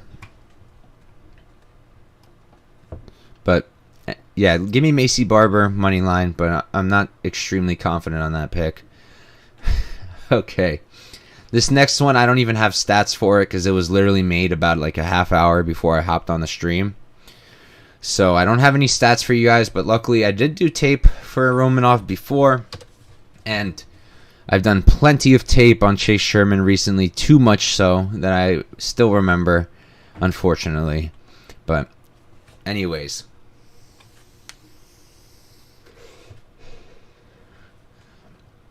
You've got Alexander Romanov, 15-0. Meatball? Who's the meatball? Romanov? He is a bit of a meatball. But, oh, Meatball McMahon, I'm weak. Thought you were calling Romanov a meatball. Aoriqileng was talking about Meatball McMahon with the KO finish. I remember that. That was sick. And then she ran around with the fucking fake belt. That was incredible. But anyways, Romanov, 15-0, 31 years old, 6'2", 75-inch reach, and he is training out of... Did I get it for him? No, I don't have anything for him. Let me double check for you guys. Like I said, I didn't have anything prepared because as far as I knew, Romanov was out.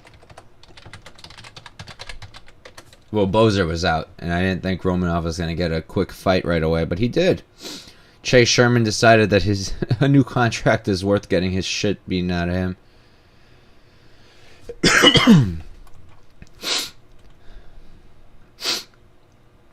Yeah, I'm not seeing anything. He looks like he's still training in Moldova, so that camp is probably correct. Lion Comrat.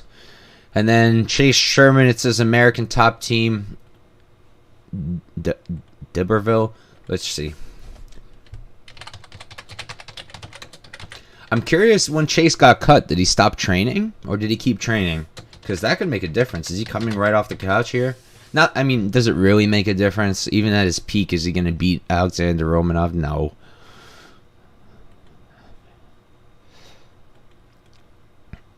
Does Chase even have an Instagram? I'm not sure that he does. Alright, we're going to go with what's on Tapology then. His top team D'Iberville. But alright, either way. I have some stats, I guess, on Romanov I can go over. Four wins in the UFC, 4 fights, 4 wins.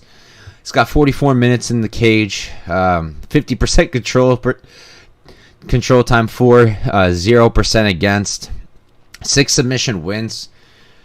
I'll say this, all right? I mean, I'll give some negatives on Romanov because he's not perfect, and I don't think he's like going to be a champion or anything like that. So first off, Romanov very well could have lost to Espino. I thought that he got lucky to get that decision. That's first off. Second off, his striking is not good. Not good striking. He got outstruck by Rogerio de Lima. Even Vandera was looking better than him at first on the feet. He throws like these big kicks. He likes like funky shit. His striking is just not very good. His punches aren't very good. And I'd say that his sub game isn't that great either. He wins by ridiculous submission. So he got that arm triangle on Roque Martinez, all right? The dude is not UFC caliber, and he's not athletic at all. He forearm choked De Lima. Forearm meaning he literally just stuck his forearm on his neck when he was on top and just used his weight to win that fight. He's a really big dude. It's just I don't think he's that good at striking, and I don't think he's some crazy sub threat. He's just very, very good at wrestling, and his top control is very good, and he's very heavy. Chase Sherman on the other side. I'm going to be breaking it down. I'm going live breakdown here because, like I said, I didn't have time to look at this at all. So I need to look at how Chase's wrestling is because I don't remember. So Collier subbed Jake right? Like, not one of the guys. All right, we got, starting from his debut, Justin Leday, striker, who actually outstruck him.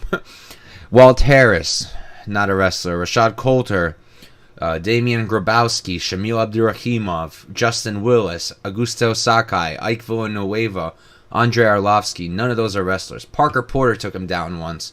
Jake Collier took him down. Yeah, Romanov's going to take him down and finish him on the ground. I don't have many doubts about it. I'm not going to waste anyone's time going over it. I have been actively refreshing best fight odds so I could get this line as soon as it drops because I know it's going to get steamrolled. As it is, it's not going to even open close. So, going to be worth hopping in ASAP if you want that. But anyways, let's move on to our last two fights. This next one's really funky. Not really sure why they scheduled this, to be honest. I think we could have all lived without it, but we'll break it down anyways.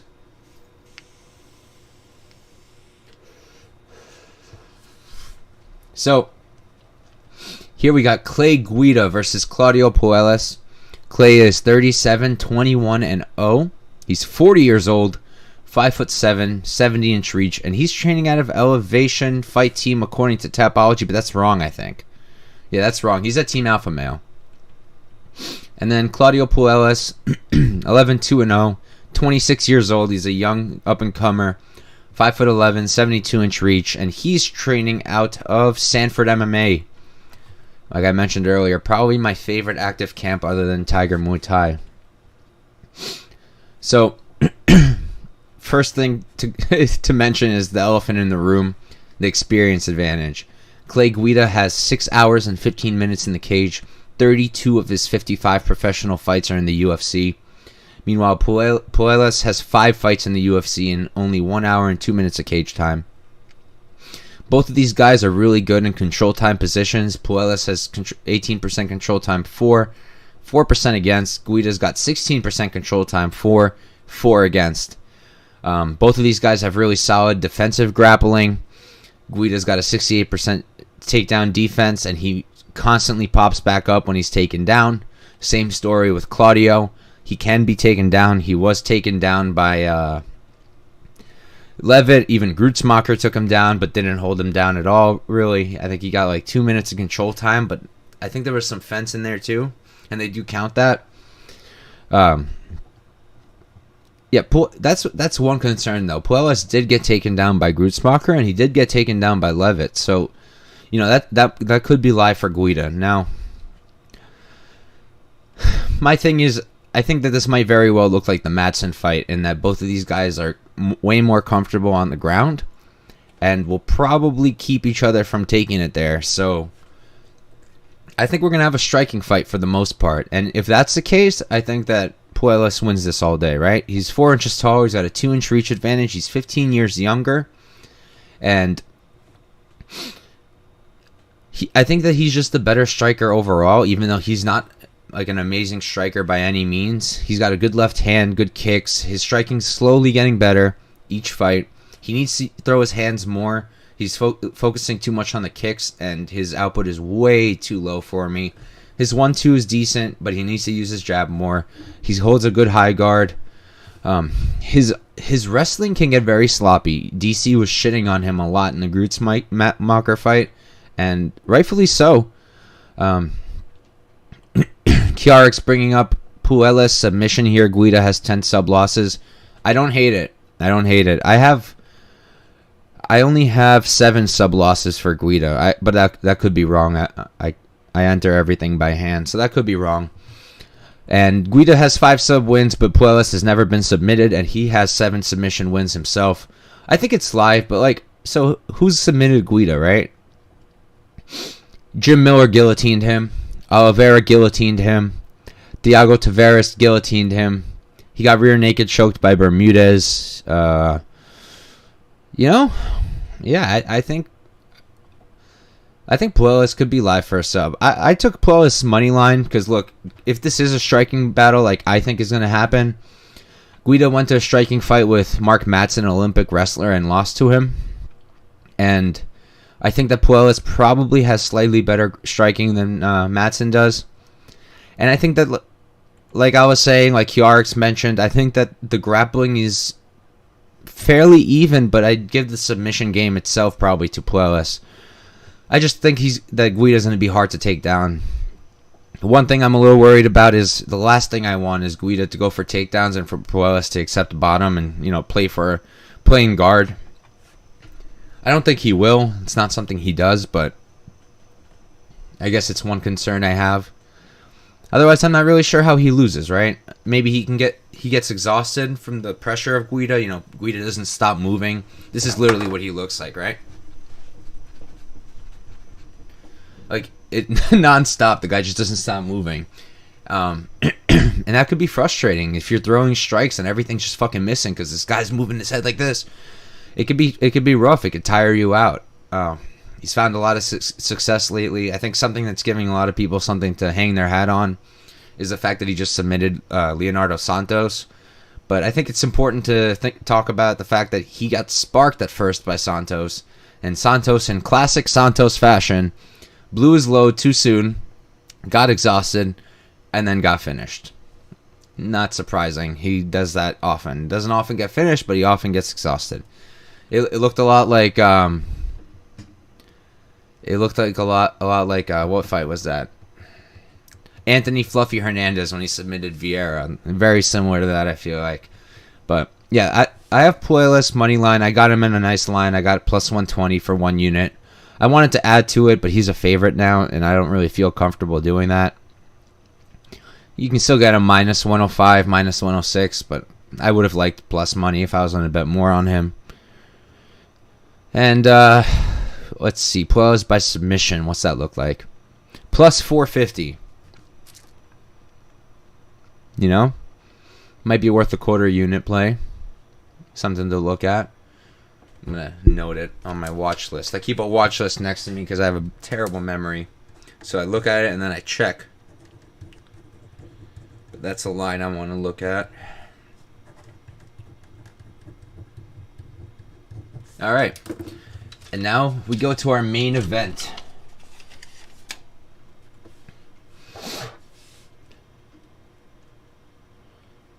This should be pretty fun, I feel like.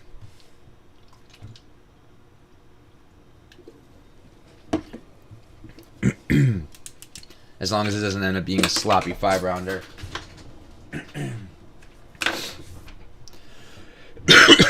Excuse me. So, we got Amanda Lemos versus Jessica Andrade. Lemos is 11-1-1, 34 years old, 5 feet 4 inches tall, 65-inch reach. And on the other side, you got Jessica Andrade, 22-9-0, 30 years old, 5'1", and with a 62-inch reach. So she's giving up 3 inches in height, 3 inches in reach, but that's something that Andrade is used to. She's given up that in pretty much every single fight. I do not think she's ever been the taller woman. I'd be shocked. I literally don't think there's anybody smaller than her. Maybe Hannah Cyphers, but even then. So, let me just pull everything up. Alright, yeah. So, let's see. Where does Lemos train out of? I have her at the Marajo Brothers still, and then Andrade is at PRVT as far as I could tell, which is a pretty good Brazilian camp. We know them. Yeah, I mean, for me, this one came down to experience and grappling, right? So, Lemos is great. She's very talented, and I think she's probably going to be a top contender and probably will eventually get a title shot. I just don't think it's going to happen off of a win from Jessica Andrade because I don't know if she's going to get that win. If she gets the win, she might get a title shot. I just don't know that she gets the win. Her fight against Angela Hill was classic Hill. Classic Angela Hill. Close split decision loss. I mean, that woman can't catch a break. I thought she won that fight too. And I had Lemos, but I thought Hill won that fight. And rewatching it, I thought she won again. Hill took her down.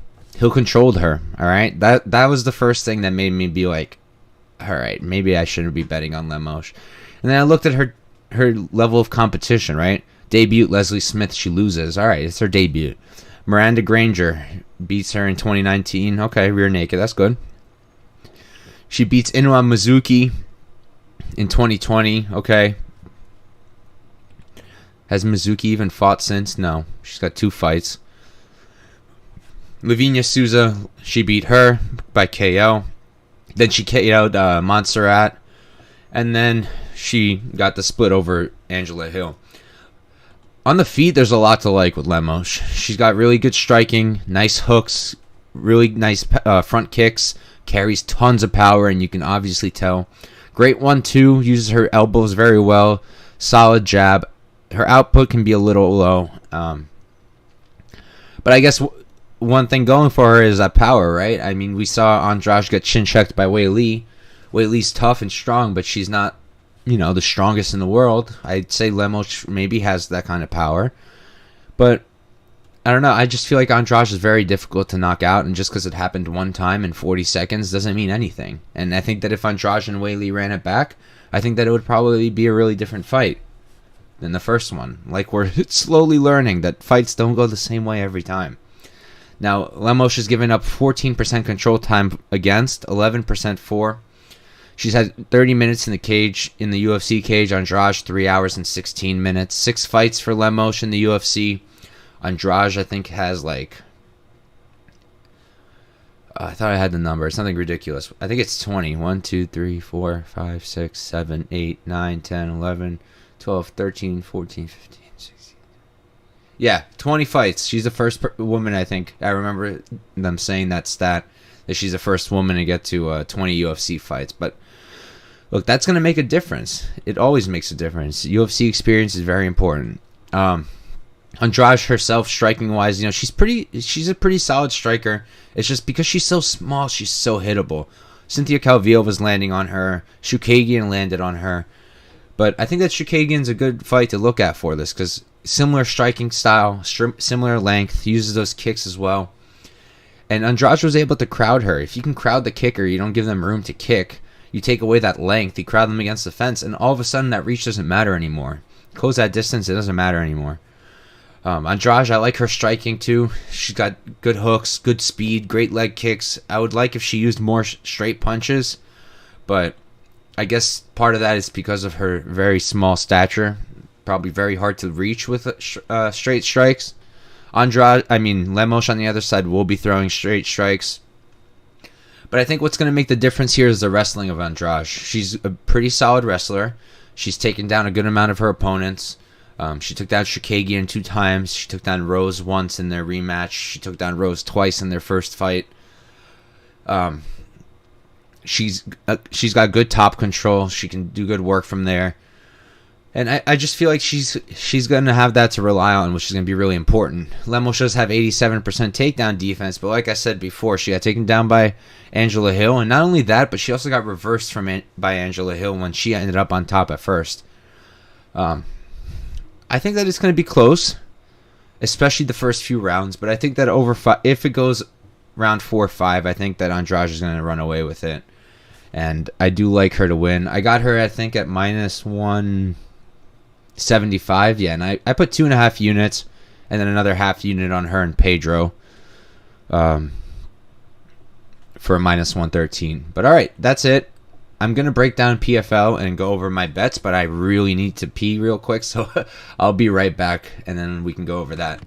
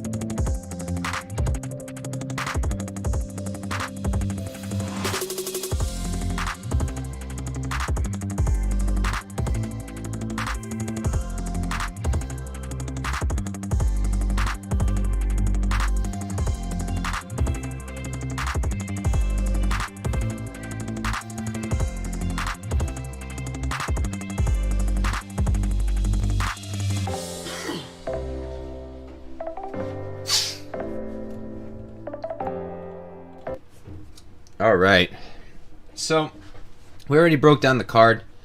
I'll go over my bets real quick, and then I'll run through the PFL card because I have most of that done. And it's tomorrow, and it should be a good amount of fun. So we'll pull that up.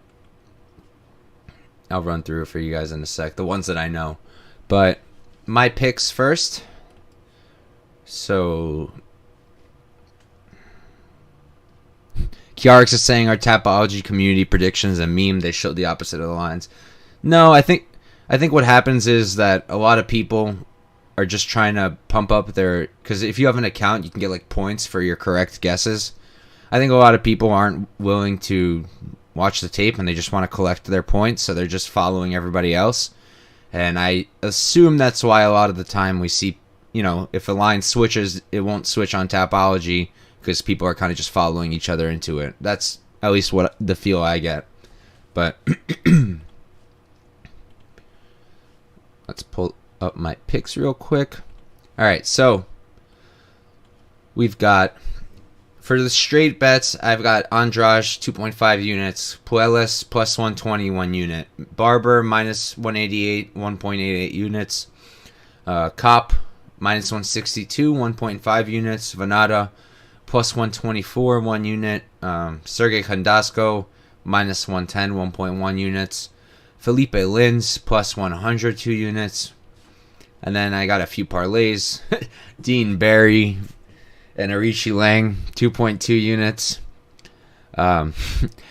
Kape and Pedro half a unit, Andrade Pedro half a unit, Aoriqileng Pedro 1.5 units total, and then I have Jourdain Wright by KO in round 1 for plus 700 for 0.125 units, and that's it. That's it for the UFC. And if you don't care for the PFL stuff, feel free to just turn this off now. And I'll see you guys either tomorrow or for the fantasy show or next week for our next breakdowns. But for anyone staying for PFL, let's run through this real quick, huh? So let's see. I'll start from the top, I guess, because I know most of them from the top. So Clay Collard and Jeremy Stephens. This one's really interesting, right? Jeremy Stephens coming straight out of the UFC. His last fight was Mateusz Gamrot. He got caught by the Kimura. His striking is very solid. We saw him go to a close fight with Calvin Kattar until he got KO'd, of course. Maybe not that close. But look, I was very into betting Collard here at first. I think that his striking is very good. He's got really good boxing. Good movement. He moves out of the way out of shots very well. My thing with him is that he looks like he tires out pretty quickly. In most of his fights in the PFL, it looked like by round 3, he was kind of gassed. Kiarix, interested in betting PFL? Yeah, man. I mean, it's a gambler's delight this weekend. We got tons and tons of fights to bet on. And hopefully we can pick some good spots. But yeah, so I guess one thing to talk about is Clay does shoot sometimes. We haven't seen him get a tremendous amount of success with the takedowns, but that's one thing to think about. He's got a 2-inch reach advantage, 2 inches in height. I haven't played it yet. I've been eyeing it. It's at, I think the odds are like moving quite a bit now. He opened up as a dog. No, he opened up as a favorite, I think. Yeah, then he moved into a dog, and now he's moving back the other way. But you can still get Clay for plus 108, plus 110. Depends where you're going. Come back on Stephens. You can get him as low as minus 120 on DraftKings. If you like Stephens, that's not a bad line. But I lean Collard. I just don't have a bet there yet. This one's fun. Raush Manfield versus Don Madge. So Madge is going to be quite a bigger. He's got, what is that? 3 inches. 3-inch height advantage. And Raush actually has the inch in reach. And I've spoken about this before. I don't have recent stats for it, but if you ever read this book, Fightnomics, dope book, just very outdated. They had a whole thing about how height by itself isn't statistically an advantage if you don't have the reach. So maybe it's not much for Don Madge then. I went into this fight, I really wanted to bet Raush. Defending champion. Underdog all the way through to his title. Yeah, he got like 2 robberies, but he won the last one, in my opinion. Yeah, the reason I went off of him is he's so stiff. It's like something's up his ass crack. Like he moves really stiff, like just like really stiffly. His arms are really wide, kind of just letting himself get punched a lot. Kiara saying height was an advantage for Kevin Kroom this week. Oh yeah, I mean, sometimes nothing matters, right? He got bum rushed, got rocked behind the ear, and knocked down. I wish we could see that fight play out a few more times, but I don't think anyone ever wants to see that rematch, so I don't think we will. But yeah, I think that Rausch's problem is that his hands are very wide. His head doesn't move enough, and he's hittable. He's very hittable, very flat-footed, Muay Thai kind of style, right? His 1-2 down the pipe when he throws it is sick. He started that way against in his title fight, and it was landing all day. When he threw it against Collard, it landed. When he threw it against Pettis, it landed. My thing is he's very dependent on hooks otherwise. He's not throwing a lot of straight punches. He likes that right hand, a little bit of a laser beam right hand. He kind of like loads it up, kind of like Olenek does. You know, he loads up that right hand. I do think he can crowd match. He's got really good forward pressure. He cuts the cage well. He does good work there. But Madge is a striker by trade too, and he knows what he's doing on the feet. And the thing with him is he can grapple as well. We saw that in his last fight. He was getting out grappled at first by that guy Nate, and he ended up submitting him himself, I think, with the rear naked, and the way he did it was pretty impressive too. And in the UFC, we also saw him against Faraziem, you know, possibly one of the most boring UFC fights of all time, up there with Lewis and Ngannou. But it did show that he can nullify a really good striker. He felt that Faraziem was going to give him an issue on the feet, so he crowded him. He had him against the fence the entire time, and he won the fight. That's all you need. That's all we need. We don't care how he wins. We just need him to win. So I ended up going with Don Madge here. I think he's got more methods of victory, and I think that he's going to have the better, slicker striking. But I'm a little nervous because I like Manfio. I think he's good. I went into this wanting to bet him. I just feel like Madge probably has the advantages here. I do wish I got Madge at those underdog odds.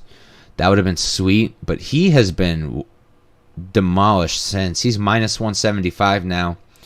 And I see some money's coming back on Rausch. Rausch plus 150. That's not a bad look. I don't know. I ended up going with Don Madge, and I have him parlayed, I think.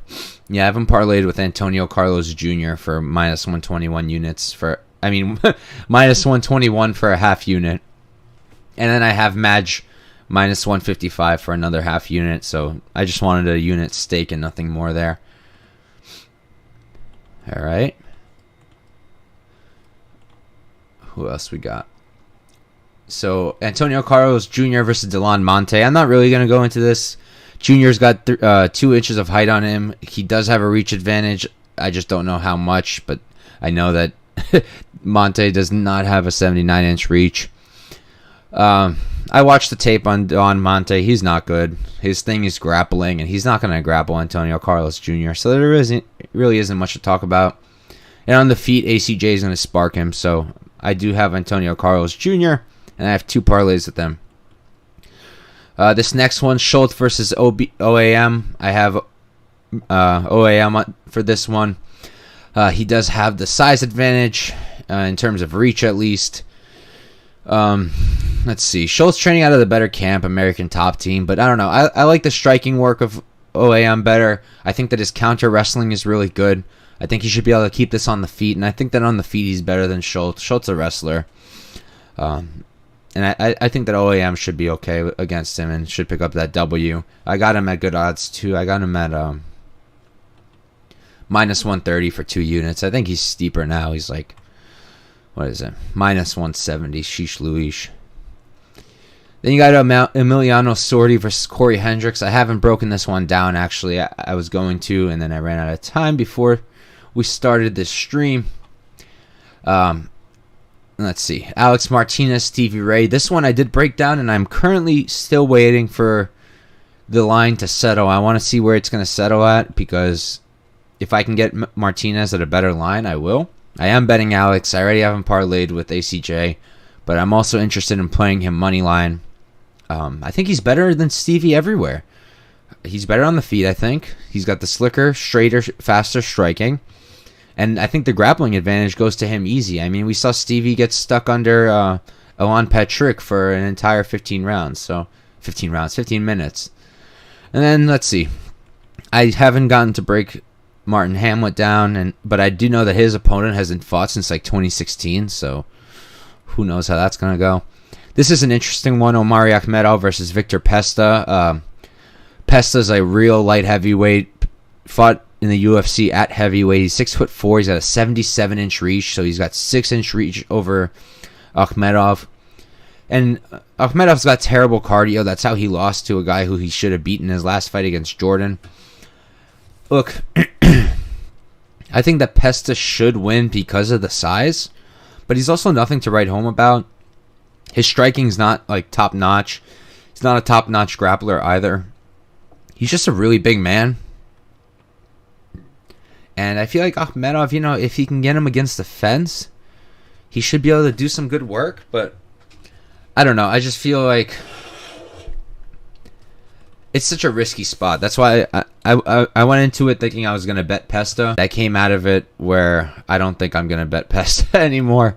I'm still a little tempted. It's just I'm not sure I see an angle. Not that I don't see an angle. I see the angle.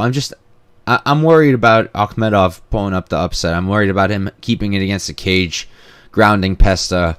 I'm not sure. But now that I'm talking about it, I'm looking at the size. It's like, is he really going to be able to do that, though?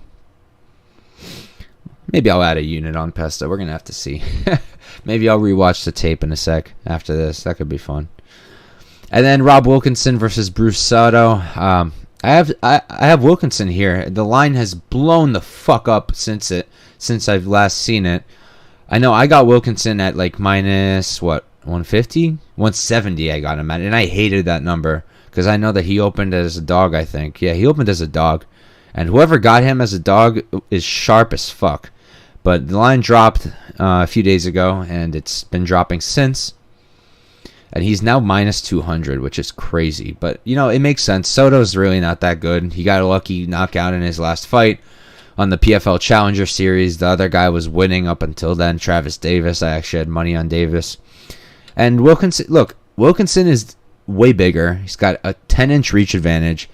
What is that? 5? No. 3, 4.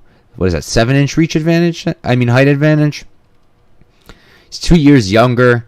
He's a better wrestler, and I think he's got the better striking as well. And I do have Wilkinson winning that fight, but I don't have much staked on him. I have literally just one unit, and that's it. I was considering going the full 1.7, but I don't know. I wasn't feeling it, so that's that. Kjarik saying the line's not being minus 2,000 indicate this card should be live. Yeah, I can't believe that was even a thing, that they tried to say it wasn't, they tried to say it was live when it wasn't. That was crazy. What an error. But that's what happens on the regionals, I guess. But yeah, so we have a bunch of other fight organizations this week. I'll try to put out some Bellator picks by tomorrow. Maybe even tonight I should have a few. I have a few that I'm leaning. I already have a few played. I've already played Danny Sabatello at minus 205, and I parlayed him with Dante Shiro for a half unit as well. My read on that is just that nothing too strong. It's just that Sabatello is annoyingly good at grappling. He's extremely boring, but I don't care as long as he wins. He grapple fucks. He was able to do it to Brett Johns. I think he's going to be able to do it to his opponent here as well. And yeah, that's it. Thank you guys for tuning in. Thanks